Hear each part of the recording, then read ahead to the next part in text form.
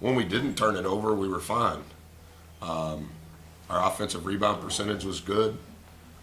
We eventually got to the bonus first in the second half, which helped us.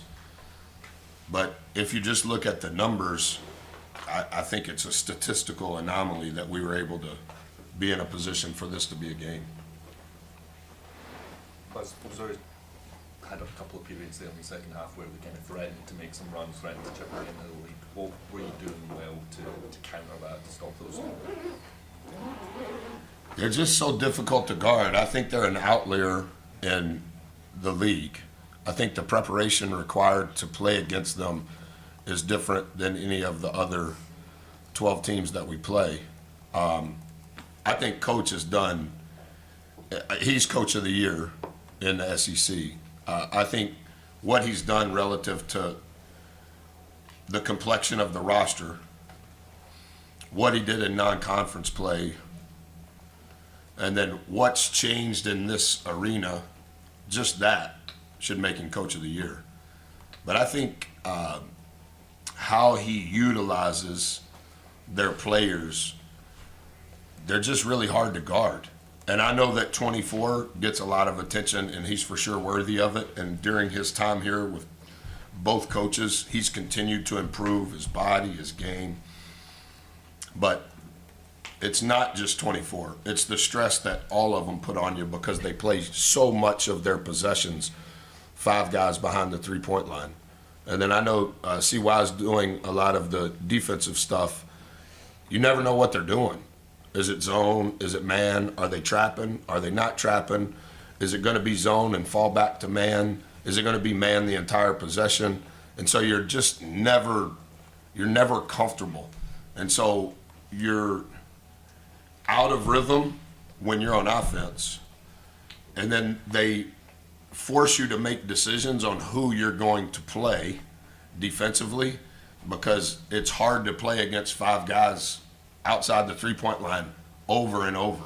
And even in the half court, the things that they're doing force your team to make different execution decisions than they ever do. I mean, they're setting ball screens for 24. Every other team you play in our league, a player that's 24 size is setting the ball screen, right? And it's just a difficult prep and a difficult guard because of how they play. With that in mind, then how pleased are you to come away with the result? I think we're very, I don't know if lucky is the right word. I think playing at this level is so hard. But when you turn the ball over at the rate we did, that's hard to overcome. But I do think when we didn't turn the ball over, we did really well. And then I think defensively, our staff did a fantastic job of studying what they did the last time. And it's been 12 games since we played them. So they're a much more fluid team than they were when we played them, particularly offensively. And I think they've accrued so many reps in what they do defensively, they're much more confident in it. And so our staff did a really good job of our practice itinerary. We played Wednesday night late, so we weren't able to have real practice on Thursday. So the only prep that we had on the court was yesterday before we traveled here, and then this morning in shoot around. So our guys carried the plan to the court at a really high rate, but our staff did a really good job of what did we do the first game, and then what's changed and what they do, and how are we going to adjust. Coach, you guys won the rebounding battle 41-23 tonight. Mm-hmm. What kind of went into winning that margin by 18? It's so critical for us. And I understand the numbers. We play percentages more than we do numbers. Our offensive rebound percentage before it went analytically final was 59%. That's a big part of what helped us overcome our turnover rate. And then I also think that we did a really good job on the defensive glass. They shoot so many threes.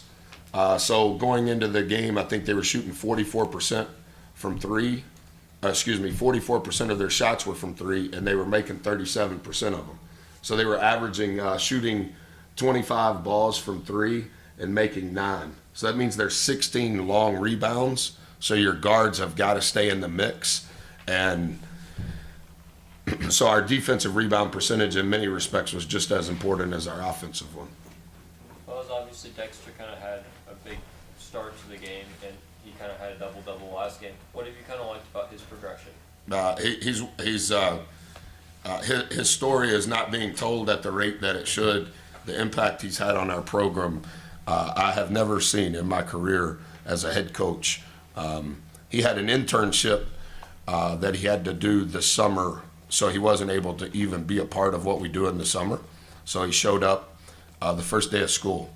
And what he's been able to do for our program/team, everybody has done a lot of good things, but the impact that he's had, it's hard to argue on both ends of the floor that we wouldn't be where we are without him. He has a competitiveness that is rarely seen. He is the same exact person every single day. He's the best listener I've ever coached. If you tell him something once, he will do it from that point forward. And he is a great teammate. There were 3 times in the game against Arkansas, he said, "Coach, I need you to take me out. I'm not playing well." And I go, "Well, are you making that decision or am I making that decision? Because even sometimes when you play what you think is bad, it may be better than what we can put in." Because he does so many things that are not in the stat sheet. But defensively, he's guarding the best player. I believe going into tonight's game, he was in the top 8 in rebounding, and he was 8th, and he was the only guard. The other 7 above him were forwards. He's just one of the more competitive people I've ever been able to be around.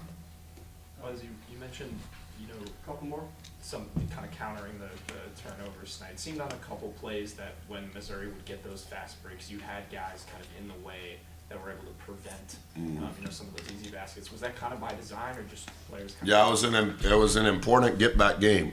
How we go about rebounding is probably too complex at times, and we're not very good at it any year in November and December.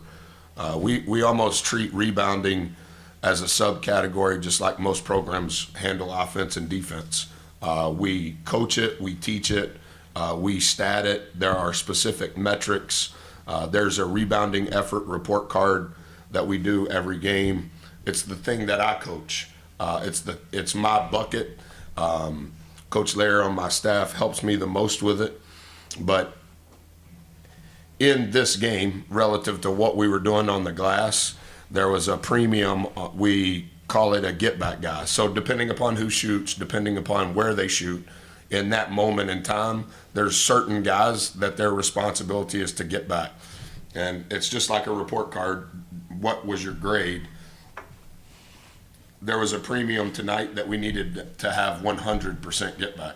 Because if you have an 88% get back, you're going to give up snowbirds. You're going to give up dunks. Coach, last thing, what helped y'all to pull away and go on that big run at the end of the first half that seemed to put Mizzou kind of behind? Well, I think we slowed down our turnover rate to some degree, and I think because we weren't turning it over and playing in a broken floor, percentage-wise, we were scoring at a higher clip, and so the game was more, hey, they're taking the ball out of the net, and now our defense is set. And so it became more of the way we preferred to play instead of the way they prefer to play.